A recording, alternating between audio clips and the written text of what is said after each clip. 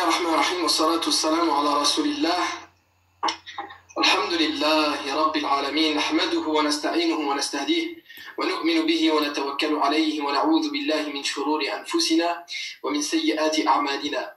من يهده الله فلا مضل له ومن يضلل فلا هادي له، وأشهد أن لا إله إلا الله وحده لا شريك له، وأشهد أن محمدا عبده ورسوله. اللهم صل وسلم وبارك على سيدنا محمد وعلى آله وصحبه وسلم تسليما كثيرا. Donc, alhamdulillah, mes frères et mes sœurs, on remercie Allah tabaraka wa ta'ala.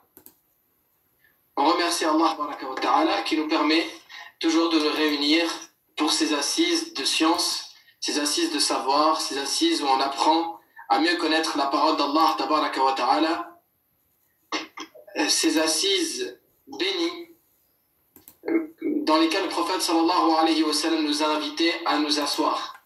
Et il a dit à ses compagnons radiyallahu anhum: إِذَا مَرَرْتُمْ بِرِيَاضِ الْجَنَّةِ فَارْتَعُوا فِيهَا. Si vous passez par les jardins du tabaraka wa ta'ala, sont des jardins du paradis. Les cercles de rappel d'Allah sont des jardins du paradis. On va reprendre là où on était hier. Hier, je me suis interrompu. Voilà, j'ai un petit problème de santé. La passager, alhamdulillah. Aujourd'hui, alhamdulillah, ça va mieux. Et donc, on va reprendre à là où on en était au début du cours d'hier. Donc, on est arrivé à la parole d'Allah tabaraka wa ta'ala. Ah, c'est lui qui a mis en sourdine. Qui l'a mis en sourdine?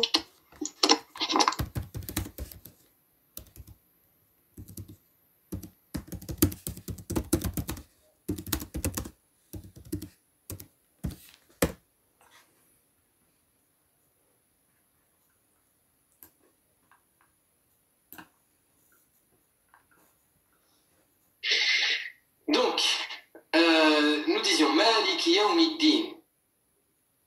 Maliki Yawmiddin ou bien Maliki Yawmiddin. Il y a les deux versions qui nous ont été révélées dans le Coran. Il faut savoir que le Coran a été révélé des petites nuances, petits changements d'une version à une autre selon les tribus auxquelles il a été révélé. En fait, le Coran, il a été révélé pour les langages de différentes tribus, et Allah Azza wa Jal, il l'a révélé donc sous ce que le prophète sallallahu alayhi wa sallam a appelé 7 lettres, c'est-à-dire 7 formes, avec des petites variations,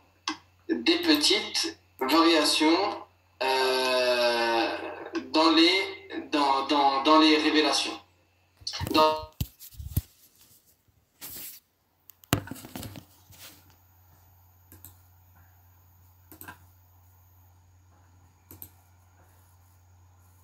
La récitation Maliki Yawmiddin.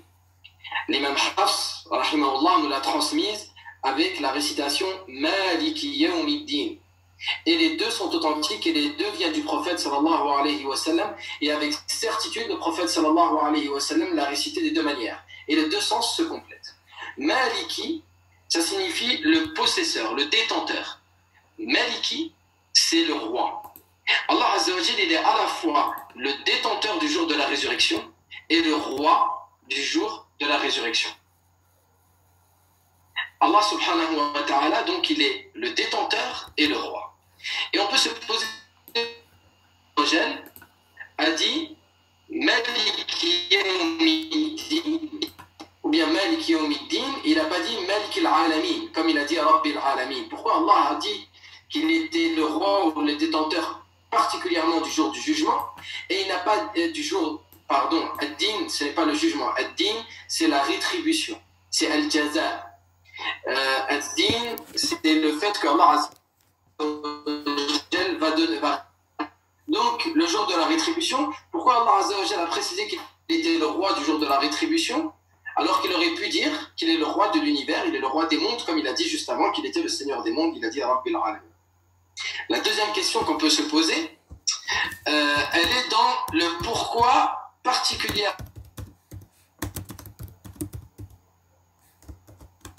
Pourquoi pas d'autres?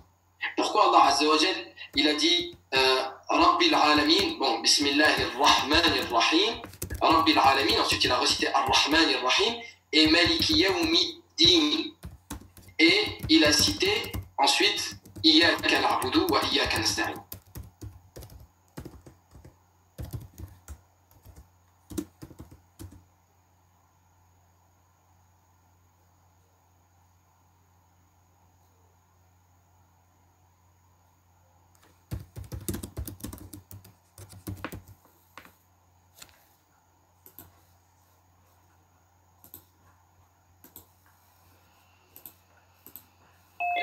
Du livre qu'il nous a révélé. Donc, on va commencer, Inch'Allah ta'ala, par la première question. Maliki Yawmiddin ou bien Maliki Yawmiddin? Il a précisé particulièrement, eh bien en fait, les savants ont dit, sur Terre, dans ce bas monde, il y a des gens qui nient deux choses au sujet d'Allah Azza wa Jal et au sujet de sa royauté. Premièrement, ils nient le fait qu'il y a un jour de la résurrection.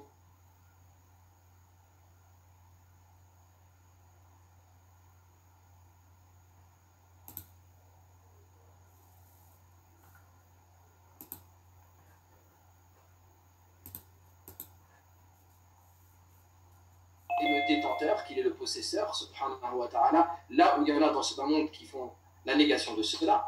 Et aussi, il nous dit, du jour de la négateur, du jour de la...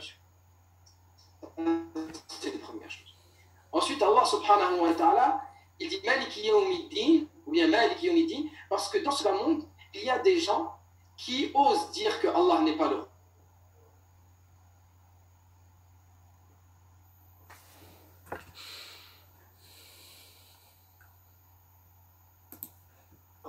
Ce sera une chose au sujet de laquelle il n'y a plus aucun doute.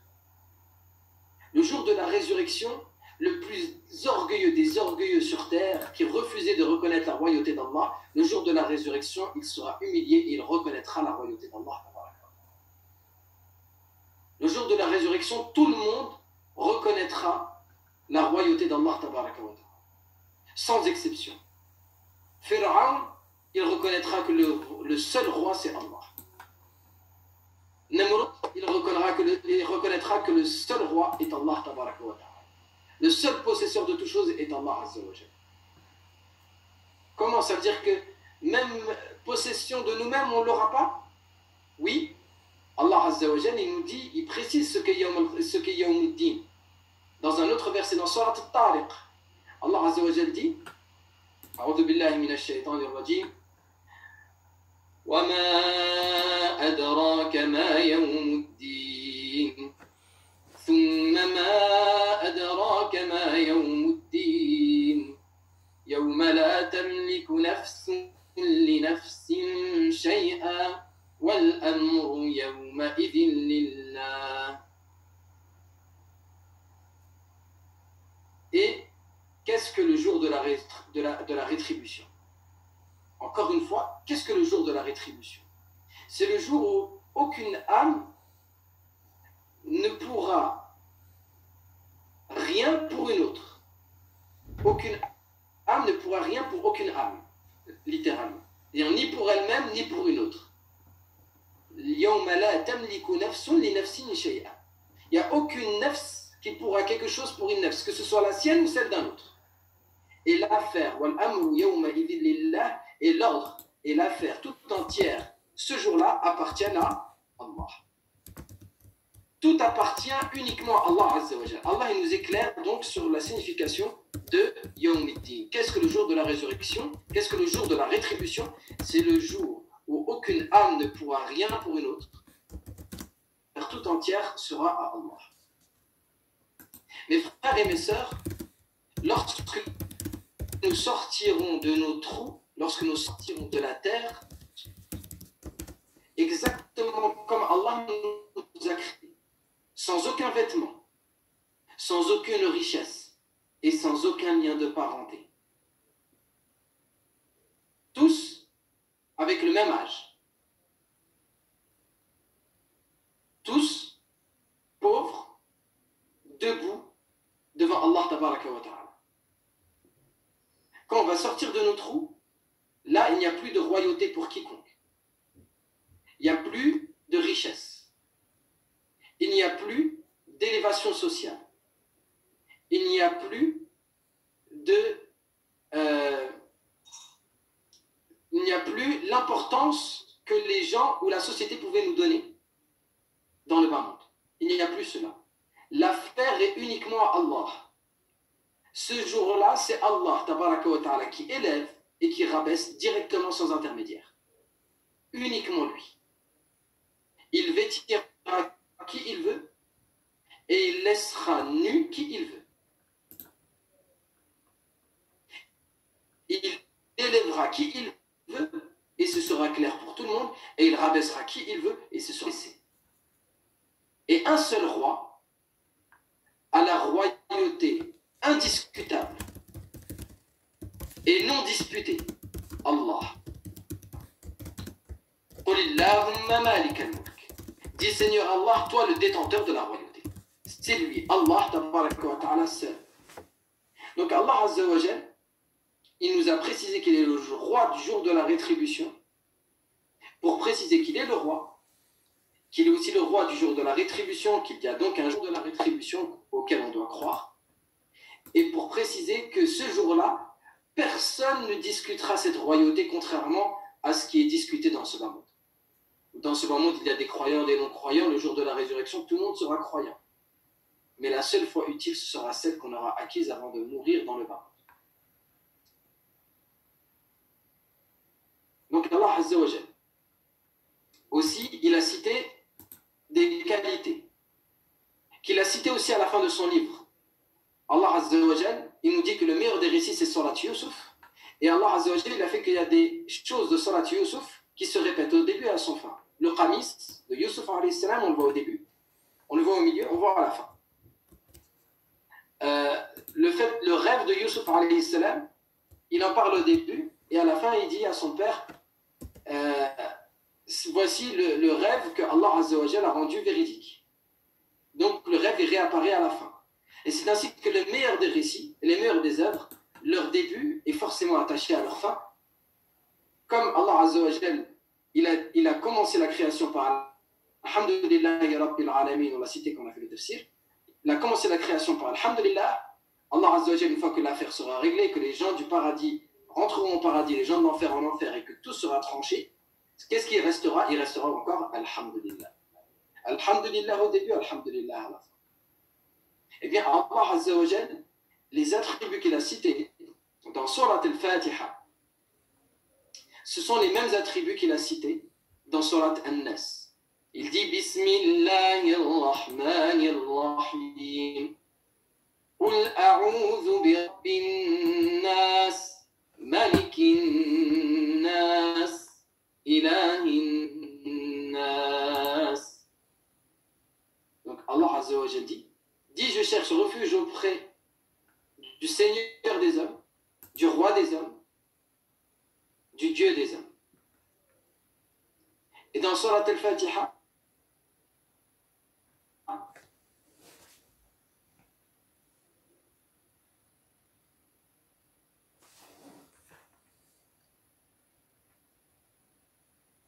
et dans I, on a la divinité. Dans Iyyak na'budu, c'est toi que nous adorons. Donc Allah Azza wa Jal, ces qualités qu'il est celui qui mérite d'être adoré subhanahu wa ta'ala. Ce par quoi il se distingue de toutes les fausses divinités et de tous. Il mérite d'être adoré parce qu'il est le Seigneur, parce qu'il est le roi et parce qu'il c'est l'unique Dieu. Allah Azza wa Jalla, il mérite d'être adoré parce qu'il est le Seigneur. Tout vient uniquement de lui.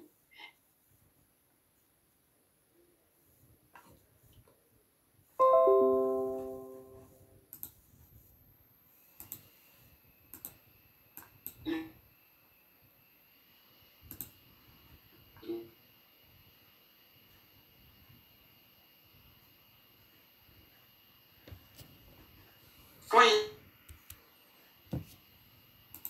tout ce la raison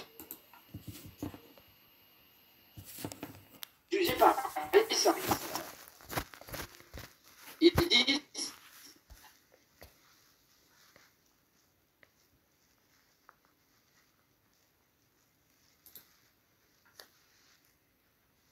que le Fils, ou dans leur interprétation au moins, que le Fils se tiendra à la droite du Père et qu'il jugera au nom du Père. Allah Azza wa Jal nous répond, il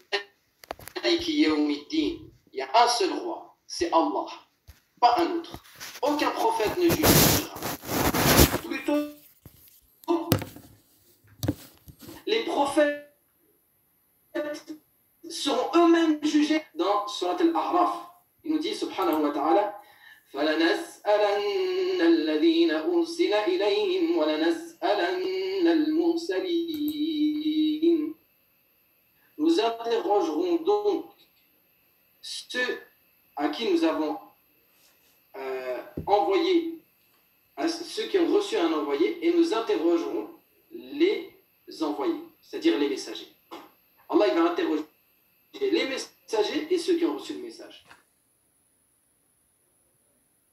Donc, on sera tous interrogés. Et Allah il va même interroger Isa alayhi salam, celui que les chrétiens ont dit que c'est lui qui sera juge.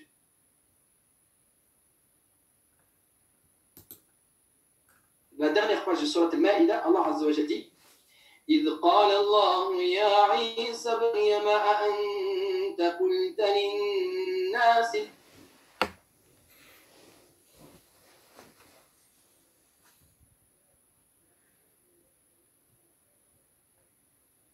أنت قلت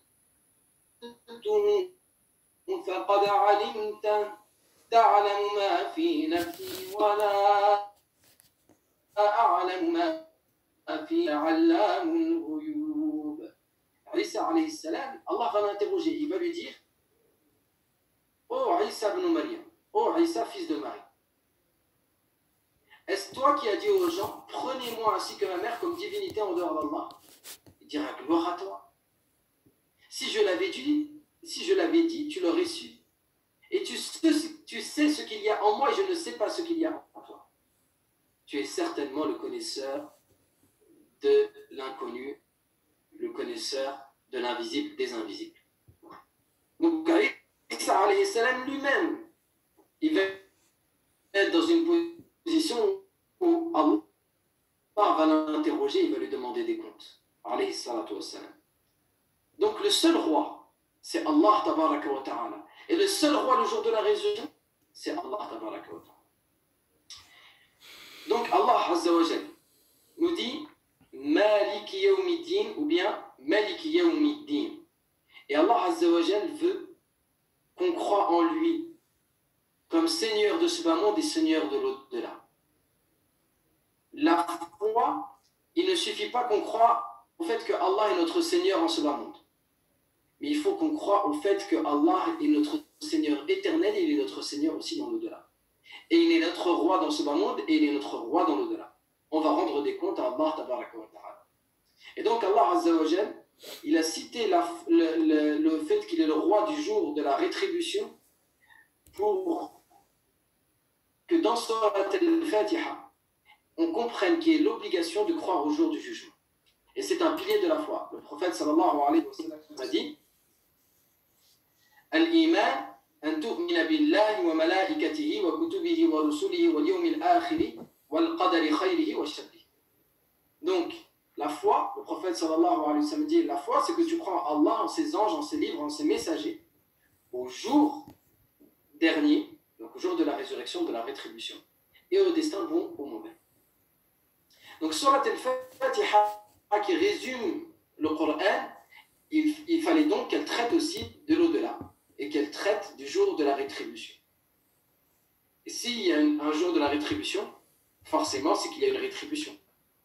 Et donc, ça contient aussi la foi au paradis et la foi en enfer. Maliki yawmi din.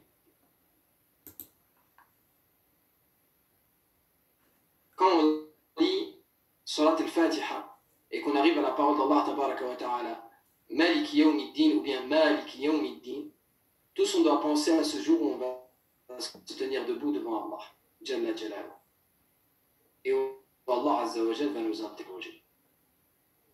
Le jour de la résurrection, il dure 50 000 ans. En ce jour de la résurrection, avant que le jugement commence, un long laps de temps va s'écouler. Un long laps de temps va s'écouler. Les gens vont pas se dire que c'est lui qui ordonne la lumière ou l'obscurité. Il n'y aura pas de lumière ce jour-là, sauf la lumière de la foi et des bonnes actions. Donc les gens seront dans l'obscurité, sauf ceux à qui Allah Azza wa Jalla. Et celui à qui Allah n'a pas de lumière.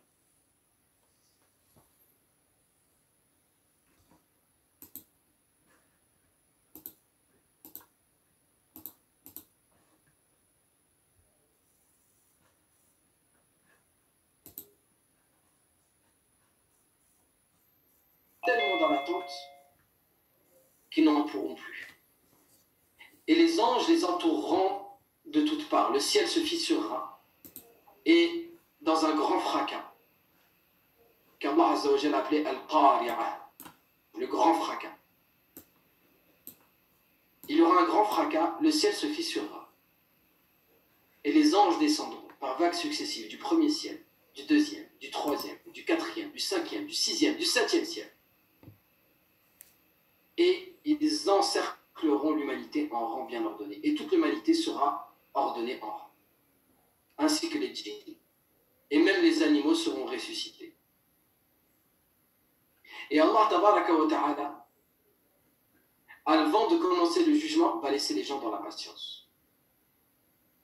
Et selon le niveau de foi qu'ils avaient dans ce bas monde, il y a des gens qui auront, selon les niveaux de foi qu'ils avaient dans ce bas monde, il y a, et le niveau de bonnes actions, il y a des gens pour qui le jour de la résurrection, il passera rapidement. Le temps de prier Salat al-Dhuhr, comme il a été cité dans certains hadiths. Et pour certains,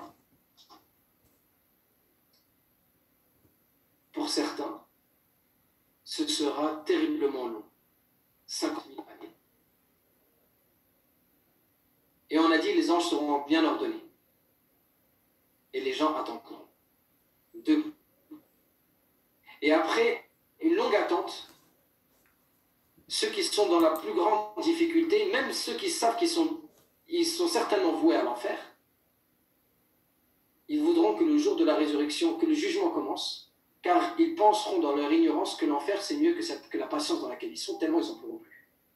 Et le prophète sallallahu alayhi wa sallam a dit que les gens seront plongés dans leur sueur.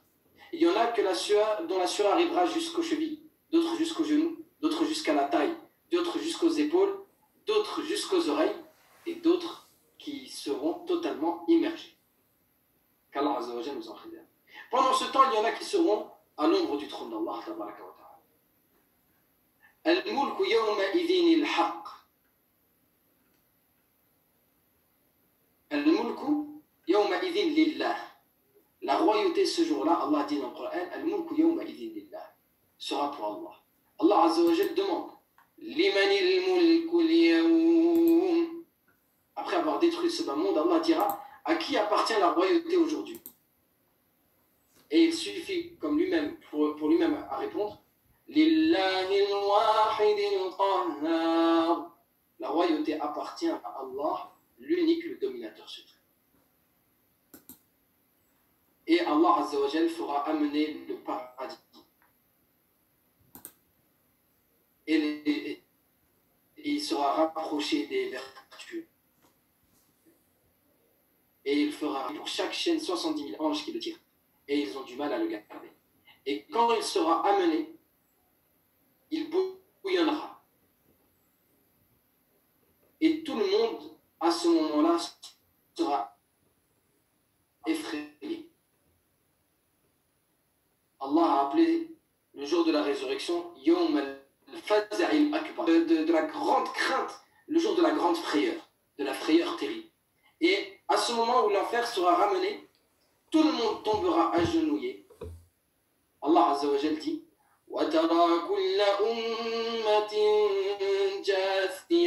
et tu verras toutes les communautés agenouillées. Tout le monde s'agenouillera. Tout le monde se rabaissera devant le roi. Et Allah Azza wa Jal se manifestera. Il manifestera sa présence. Subhanahu wa ta'ala. Et quand il va manifester sa présence, alors là, tous les cris disparaîtront. Et toutes les voix s'éteindront. Allah a dit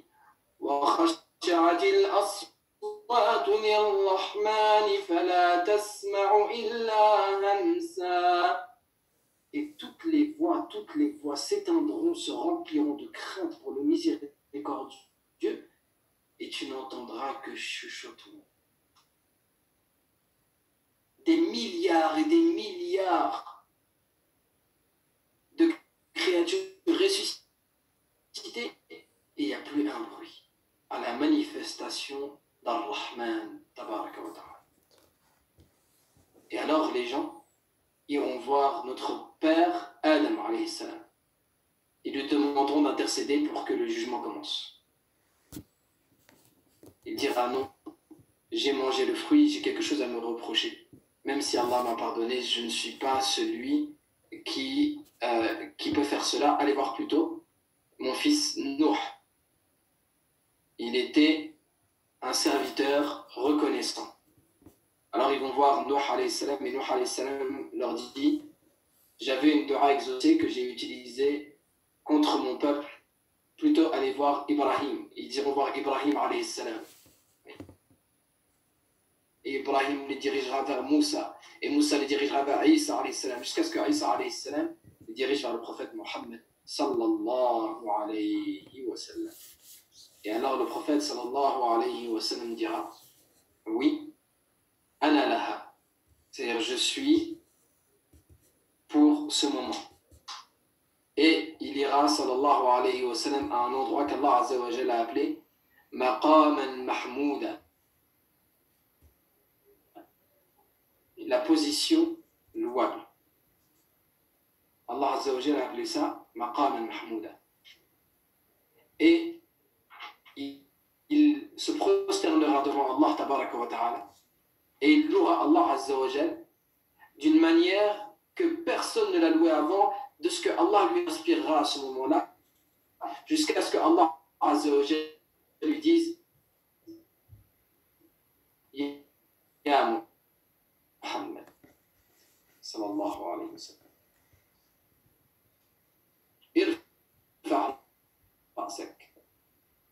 relève ta tête et intercède, et ton intercession sera exaucée. Et alors c'est Ash-Shafa'atul Kubra, c'est la grande intercession du prophète sallallahu alayhi wa sallam qui demandera à Allah que le jugement commence.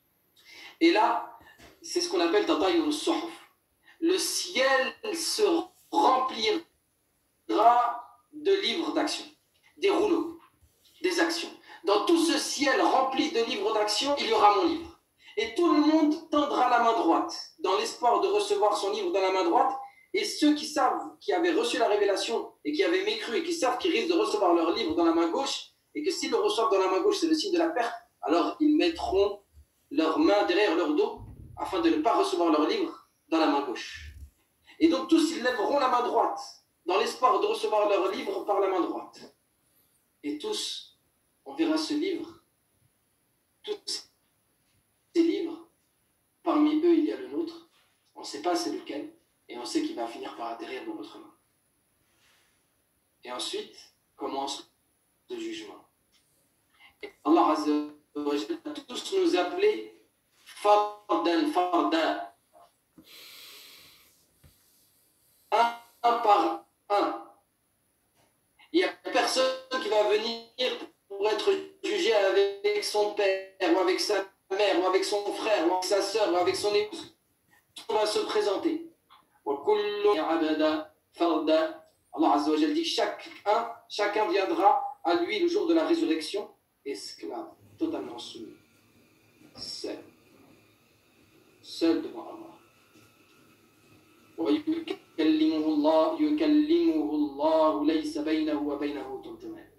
Et Allah lui parlera sans qu'il y ait d'intermédiaire entre lui et son serviteur. Chacun d'entre nous, Allah va nous parler directement. Quand on dit Maliki Yawmiddin, on doit penser à ce moment-là. On va être debout devant Allah et on va être interrogé. Il y a des gens qui recevront qui recevront un jugement facile. Allah les jugera sur les grandes lignes. Et il y a des gens qui vont être interrogés dans les détails. Et le prophète sallallahu alayhi wa sallam a dit Man nuqisha udhib, celui qui va être interrogé dans les détails sera châtié. C'est un châtiment en soi d'être interrogé par Allah dans les détails. Jusqu'à ce que les gens qui vont lire leur livre et à qui Allah va demander Mon serviteur, tu te rappelles quand tu as fait tel péché? Oui, Allah, je me rappelle. Mon serviteur, quand tu as fait tel péché, ne savais-tu pas que je te voyais? Si, Allah, je savais que tu me voyais. Mon serviteur, tu t'es caché des gens, mais tu t'es pas caché de moi. Oui, Allah, c'est vrai. Mon serviteur, tu as eu honte des gens et tu n'as pas eu honte de moi. Oui, Allah, c'est vrai. Mon serviteur, pourquoi est-ce que tu as fait de mon regard le moins important à tes yeux? Et qu'est-ce que le serviteur va répondre? Et imaginez, il a interrogé comme ça sur chaque péché. Jusqu'à ce qu'il arrive un moment où il dit Ya Allah, je préfère que tu m'envoies en enfer plutôt que tu continues à m'interroger de cette manière. Imaginez, c'est un châtiment de se présenter devant notre Seigneur. Quelle honte! Quelle honte de se présenter devant Allah tabaraka wa ta'ala et de devoir rendre un jugement détaillé pour toute chose, chaque parole, chaque regard, chaque mauvaise pensée, chaque médisance, chaque chose. Vous imaginez chaque chose. Il n'y a rien qui n'a échappé à Allah tabaraka wa ta'ala. Chaque parole a été écrite, chaque regard a été écrit, chaque acte a été écrit. Et ceux qui ont perdu ce jour-là, ils diront ما لهذا الكتاب لا يغادر صغيرة ولا كبيرة إلا أحصاها. Qu'à ce livre à ne te laisser ni une petite chose ni une grande chose sans l'avoir compté. Ce livre qui n'a rien négligé, c'est quoi ce livre dans lequel tout a été noté? Et Allah Azza wa Jal, il va notamment poser 3 questions, chacune plus étonnante les unes que les autres. La première question, Allah Azza wa Jal dit Ya Abdi, ô mon serviteur, Adh-Dhalamatka hafazati, est-ce que mes anges ont été injustes avec toi? La ya Rabbi, non mon Seigneur. هل من حسنة عملتها نسيناها. Est-ce qu'il y a une bonne action que tu as faite qui a été oubliée? La ya Rabbi, non mon Seigneur. Ya Abdi, هل لك من عذر تقدمه لي. Mon serviteur, est-ce que tu as une excuse à me présenter? Quand le prophète sallallahu alayhi wa sallam a dit ça à ses compagnons, il y en a un qui a dit Ya Rasulallah, wa halillahu yaqbalu al-a'dhar. Il y a un sahabi, il n'a pas supporté, il a interrompu le prophète sallallahu alayhi wa sallam pendant qu'il parlait. Il dit Ya Rasulallah, est-ce que Allah accepte? Est-ce que Allah ta'ala, il accepte les excuses? Et le prophète sallallahu alayhi wa sallam a répondu La ashaddu qabulan lil a'dhar min Allah. La ashadda qabulan lil a'dhar min Allah. Il n'y a pas quelqu'un qui accepte plus les excuses qu'Allah.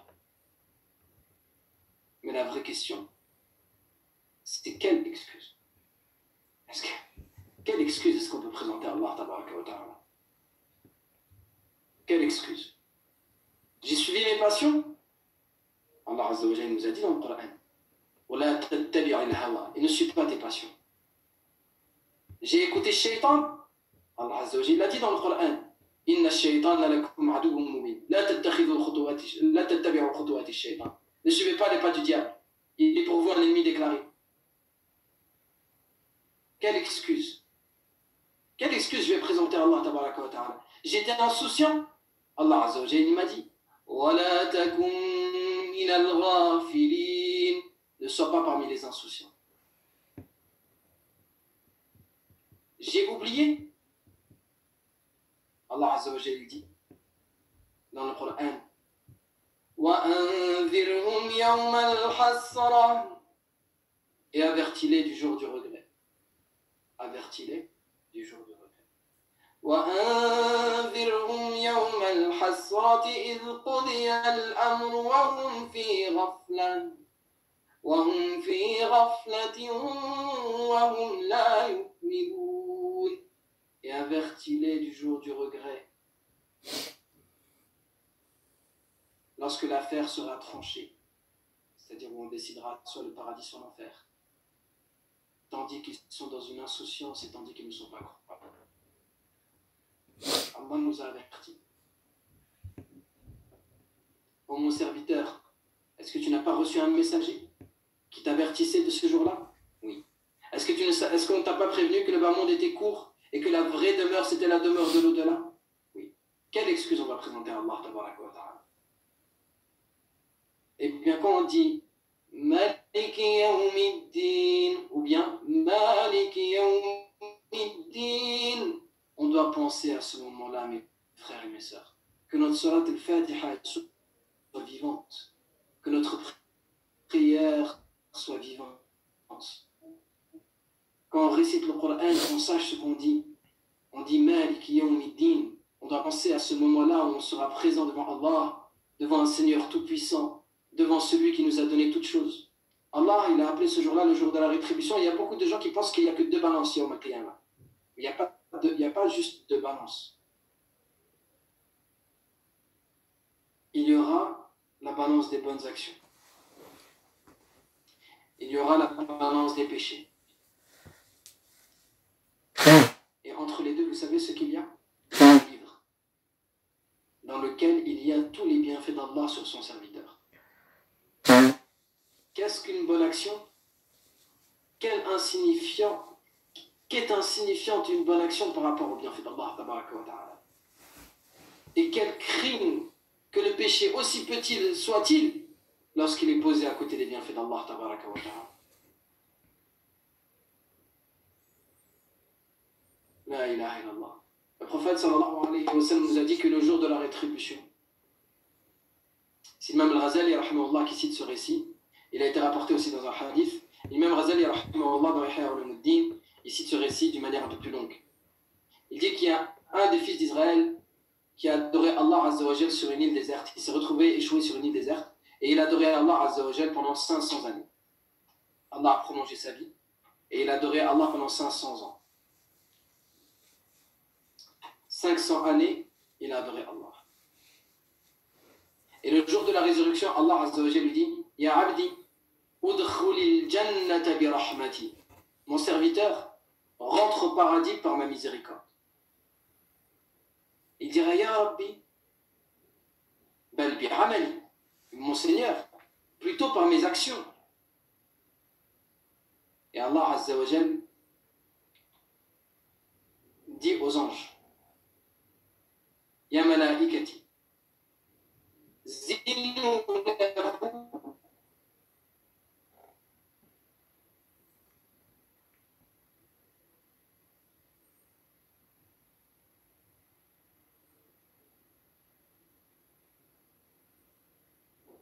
Il dira aux anges, pesez pour lui un seul regard. Le bienfait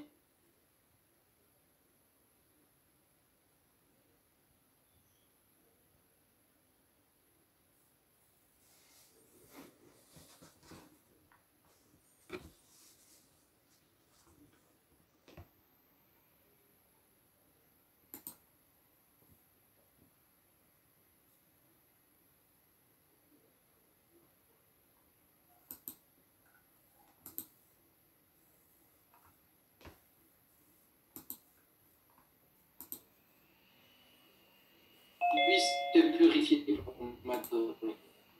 N'ai-je pas répondu à ton invocation? Il dit oui. C'est donc moi qui t'ai donné cette source. Il dit oui, ya Allah. Et lorsque tu m'as demandé ta nourriture de chaque jour, n'est-ce pas moi qui t'ai nourri? Oui, ya Allah. Et lorsque tu as senti que la faim arrivait et que tu as demandé à mourir prosterné, n'est-ce pas moi qui t'ai donné ce bienfait? Oui, ya Allah.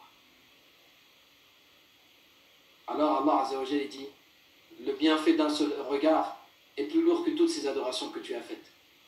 Et il ordonne aux anges, prenez-le vers l'enfer. Alors il se tourne vers l'endroit du jugement et dit, Ya Allah, bi rahmatika, par ta miséricorde, mon Seigneur, pas par mes actions, par ta miséricorde. Alors Allah Azza wa Jalla lui dit, Ya Abdi, mon serviteur, tu as été un bon serviteur. Rentre donc au paradis par ma miséricorde. Mes frères et mes sœurs, les actions qu'on fait, ce sont des créations d'Allah Tabaraka wa Ta'ala. Elles sont limitées. Je vous avais dit, ce hadith de Rasulullah sallallahu alayhi wa sallam, l'exemple de l'un d'entre nous, l'exemple de ce bas monde par rapport à l'au-delà, c'est comme l'exemple de l'un d'entre nous qui met son doigt dans la mer, qui voit avec quoi il en retourne. Toutes nos actions, elles sont dans cette goutte. Toutes nos actions, elles sont dans cette goutte. Peu importe qu'elles soient grandes ou petites, elles sont dans cette goutte. Elles sont limitées, elles sont dans ce bas monde. Mais le bienfait d'Allah Tabaraka wa Ta'ala, parce qu'il vient d'Allah, lui, il descend sur cette goutte. Mais il ne vient pas de cette goutte, il ne provient pas de cette goutte. Il est infiniment plus lourd. Un seul bienfait, il est infiniment plus lourd que toutes nos bonnes actions. Alors le prophète sallallahu alayhi wa sallam nous dit, vous n'entrerez pas au paradis par vos actions, mais par la miséricorde d'Allah. Est-ce que ça veut dire qu'on ne doit pas agir? Non, ça veut dire qu'on doit agir. Et on doit tout faire pour espérer mériter cette rahma d'Allah Tabaraka wa Ta'ala, tout en sachant qu'en réalité nos actions elles ne sont rien et qu'on doit rechercher la miséricorde d'Allah Azza wa Jalla au-dessus de toute chose. La plus grande récompense qu'on doit chercher, c'est l'amour et la miséricorde d'Allah Tabaraka wa Ta'ala à travers nos actions. Donc Allah Tabaraka wa Ta'ala nous dit Malik Yawmiddin, et il nous rappelle le fait qu'il a établi des règles. Il est le Malik, le roi. Et donc, puisqu'il a établi des règles, on doit se rapprocher de lui à travers son obéissance. Et le fait de délaisser sa désobéissance. Inch'Allah ta'ala, on s'arrête ici pour aujourd'hui et je réponds à vos questions.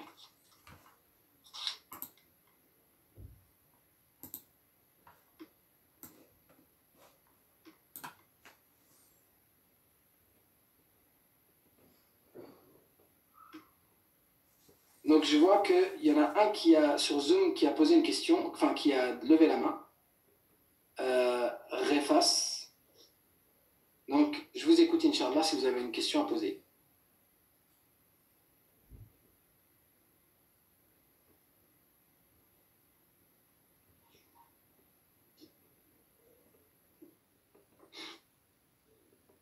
Alors quel âge on a le jour de la résurrection?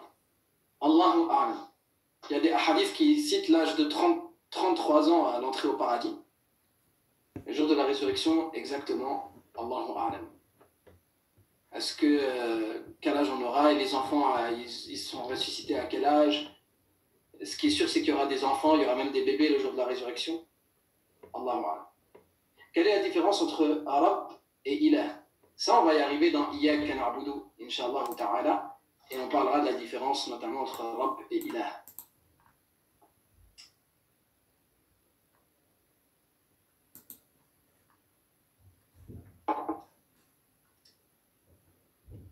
Masha'Allah.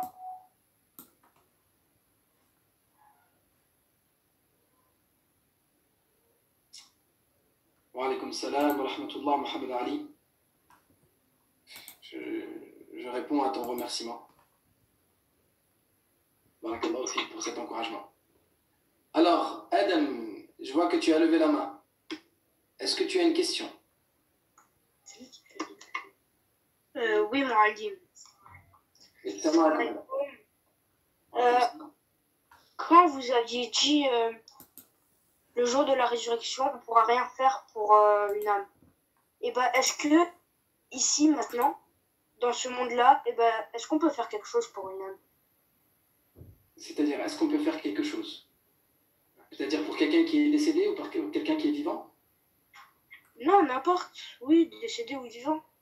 Alors en fait, ce qui est dit, le sens de nulle âme ne pourra faire aucune chose pour une âme le jour de la résurrection, c'est-à-dire sans la permission d'Allah tabaraka wa ta'ala. Il n'y a personne qui pourra parler et défendre quelqu'un sans la permission d'Allah. Sans qu'Allah azza wa jalla ne lui permette. Ok.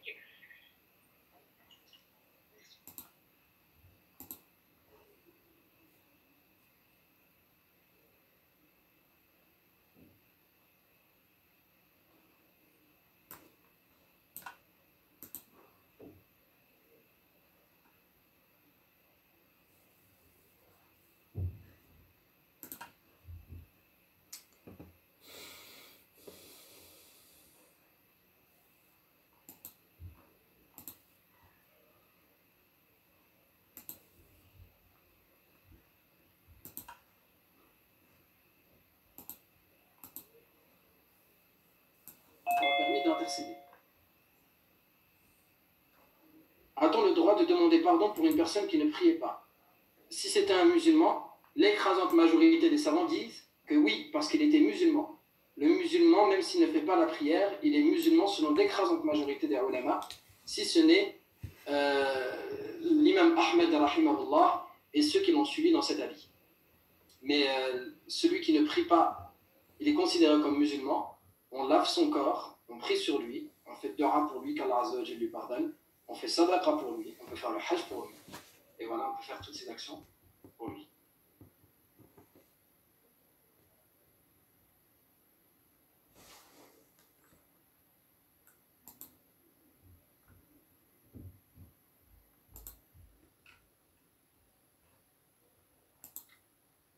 Alors ensuite, est-ce qu'il y a d'autres questions?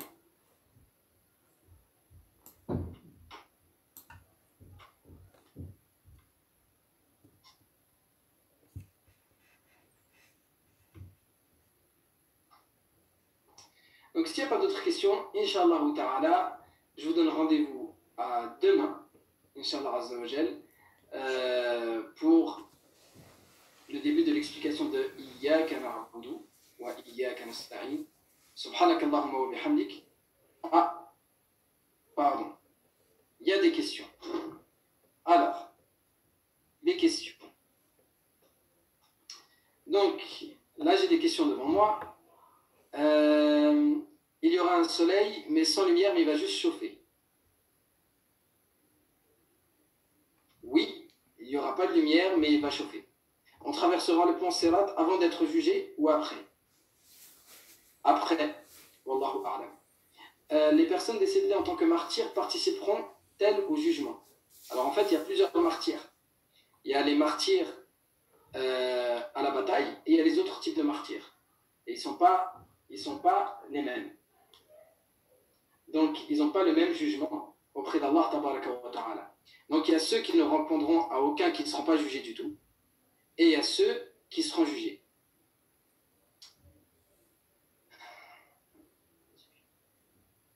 Voilà. Celui qui meurt noyé, il sera jugé. Celui qui meurt d'une maladie, wallahu a'lam, il sera jugé.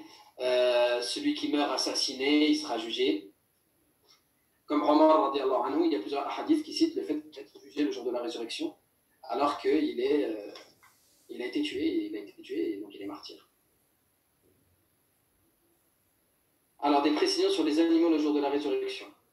Alors, le jour de la résurrection, Allah tabaraka wa ta'ala va ressusciter les animaux, et uniquement pour nous montrer le jugement qu'il va établir entre eux avant le jugement qui va nous atteindre nous. C'est-à-dire que les animaux parfois sont injustes entre eux, entre guillemets. La corne, le prophète sallallahu alayhi wa sallam a dit que la corne qui avait la chèvre qui avait deux cornes et qui a fait du mal à la chèvre qui n'avait qu'une seule, Allah azza wa jalla permettra à la chèvre qui avait une seule corne de lui rendre le coup. Et ça, c'est une éducation, pour comprendre. Et ensuite, Allah Azza wa Jalla leur dira, devenez poussière, et les animaux deviendront poussière. Et alors, ce jour-là, Allah Azza wa Jalla dit, يَوْمَ يَقُولُ الْكَافِرُ يَا لَيْتَنِي كُنْتُ تُرَابًا ويقول الكافر يا ليتني كنت ترابا. Et le négateur, celui qui est refusé de croire alors qu'il avait reconnu la vérité et qui s'est quand même obstiné à la non-croyance, celui-là, il dira malheureusement si seulement je devenais poussière, comme ces animaux qui sont devenus poussière. Il aura souhaité être un animal plutôt qu'être un être humain et être jugé. Qui sont ceux qui rentrent au paradis sans jugement? Il y a un hadith qui dit qu'il y a des gens qui vont rentrer au paradis sans jugement. Il a été rapporté par l'imam Muslim, notamment, et par d'autres savants, notamment aussi par l'imam al-Bukhari, et par d'autres encore. Et ce hadith, donc, il nous dit, parmi les qualités, la yarqoun wa la yastarqoun wa la yatatayyarun wa ala rabbihim yatawakkalun. Dans d'autres hadiths aussi, il y a wa la yakwoun. Donc ce sont ceux qui ne font pas ruqya, qui ne se vont pas demander ruqya, qui ne croient pas à la mauvaise augure et qui placent leur confiance en leur Seigneur. Donc les savants ont expliqué, la majorité des savants, vont dans le sens que la yarqoun, c'est-à-dire qu'ils ne se soignent pas, ils ne se font pas ruqya par autre chose que le Coran. Wa la yastarqoun, ils ne demandent pas ruqya par autre chose que le Coran. Wala yatatayyarun, et ils ne croient pas à la mauvaise augure. Wa ala rabbihim yatawakkalun, et qui placent leur confiance en leur Seigneur. De manière générale, il faut savoir que déjà, la première partie, la yarqoun, qui ne font pas ruqya, cette partie-là, il y a divergence entre les savants, et il y a beaucoup de savants du hadith qui considèrent que c'est un ajout par erreur de l'un des transmetteurs du hadith. Parce qu'en fait, elle apparaît dans certaines versions et elle n'apparaît pas dans toutes les autres versions du hadith tel qu'il a été rapporté. De وَعَلَى رَبِّهِمْ يَتَوَكَّلُونَ, c'est ça le cœur de leur qualité, c'est qu'en fait, c'est des gens qui plaçaient leur confiance en leur Seigneur. C'est des gens qui se tournaient vers Allah, tabaraka wa ta'ala, qui lorsqu'ils avaient un souci, ils se remontaient vers Allah, tabaraka wa ta'ala. Wallahu ta'ala a'lam, qu'Allah Azza wa Jalla nous fasse parmi eux.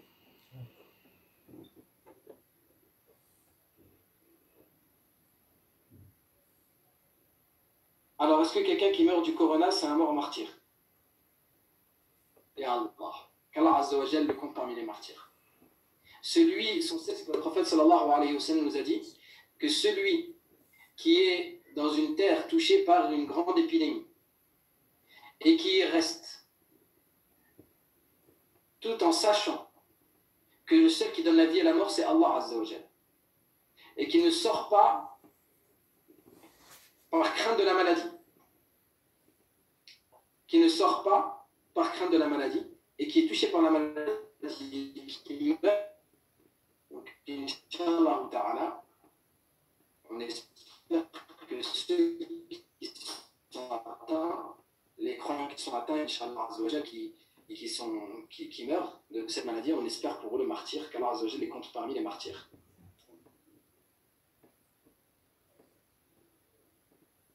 Qui parle de il y a des textes qui parlent de la chamelle de Salih, de l'animal qui a été sacrifié par Ibrahim, des animaux qu'on sacrifie pour l'Aïd, peut-être le chien de la caverne.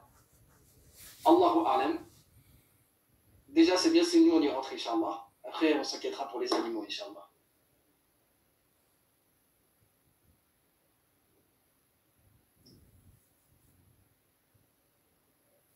Est-ce que les animaux parlent à Allah? Allah Azza wa Jal fait parler ceux qu'il veut. Et il interrogera les créatures contre qui on a été injuste. Et si on a été injuste envers un animal, Allah il est capable de le faire parler. Allah il va même faire parler nos mains si jamais on ment. Qu'Allah nous préserve. Et Allah Azza wa Jal il a même fait parler des animaux dans ce bas monde.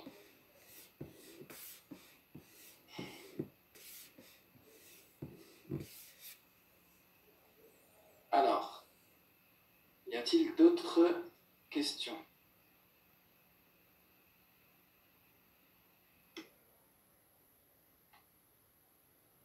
Est-ce que les animaux intercéderont pour nous?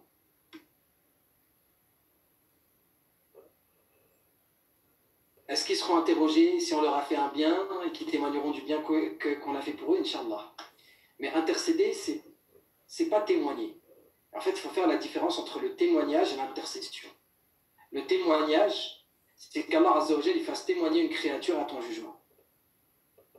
Allah Azza wa Jal l'interroge, est-ce que tu as vu de lui un bien? Ou est-ce que tu témoignes qu'il a fait tel péché, par exemple? Qu'Allah nous en préserve. L'intercession, c'est qu'Allah permet à quelqu'un de voir telle personne fait la rentrée au paradis. C'est ça l'intercession. Donc pour la personne qui m'interrogeait, comment obtenir la rahma d'Allah tabaraka wa ta'ala, le plus grand moyen d'obtenir la rahma d'Allah, c'est d'avoir en nous-mêmes la rahma. Le prophète sallallahu alayhi wa sallam nous a dit Ar-Rahimun yarhamuhum ar-Rahman. Et sinon, toutes les bonnes actions dirigent vers la rahma d'Allah tabaraka wa ta'ala. Wallahu ta'ala a'lam. Mais c'est une très belle question. Comment obtenir la rahma d'Allah? Et comme on l'a dit, le meilleur moyen, c'est de nous-mêmes faire preuve de rahma. Ar-Rahimun yarhamuhum ar-Rahman. Est-ce qu'on pourra parler des bienfaits du mois de Sha'ban demain? Je sais pas, je vais y réfléchir, Inch'Allah ta'ala. Peut-être dans un message à part, parce que c'est quand même un cours de tafsir de Surat al-Fatiha. Donc, les bienfaits du mois de Sha'ban, c'est un peu une parenthèse. Et fikum baraka, wa subhanaka Allahumma wa bihamdika nashhadu an la ilaha illa ant nastaghfiruka wa natubu ilayk walhamdulillahi rabbil alamin. Wassalamu alaykum.